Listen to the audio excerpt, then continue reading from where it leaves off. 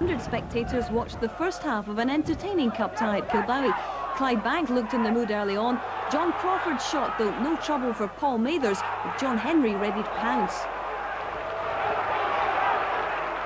But a somewhat lethargic Dundee side were punished both for their lack of hunger and the Bankies' speed on the break when the Crawford-Henry combination worked once more. But this time the young midfielder, with the time, the space and the cool head to slot it around Mathers in the 31st minute.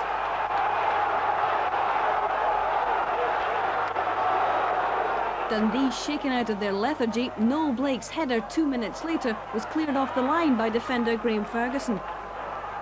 But when Ferguson was sent off early in the second half, the seeds were sown for a frantic finale to this cup tie. Ferguson's second bookable offence, and Clydebank reduced to 10 men. He took the early bath, but another 3 players were booked within 3 minutes after this incident. Dundee piled forward. Weghorst sending the long ball for McCann to chase, and when his cross came in, Morten Weghorst, who'd raced forward, unleashed a powerful shot.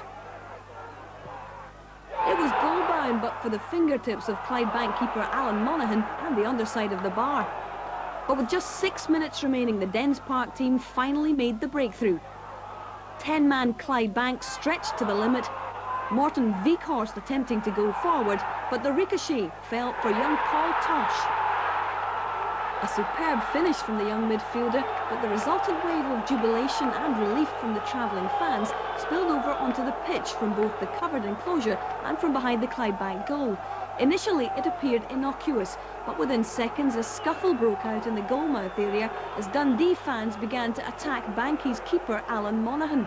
He wrestled one of them to the ground before players, officials and police eventually intervened.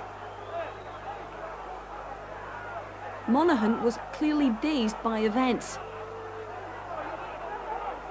He was eventually led off the field as his teammates made their way back to the dressing room.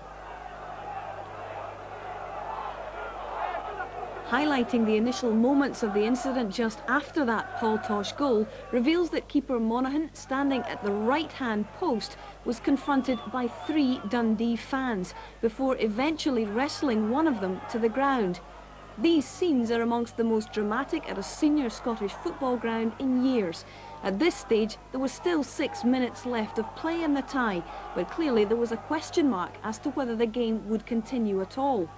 Amidst confusing scenes, 5 minutes passed as referee Alistair Hewitt consulted with police, then with 2 of the Clydebank directors and Dens boss Jim Duffy.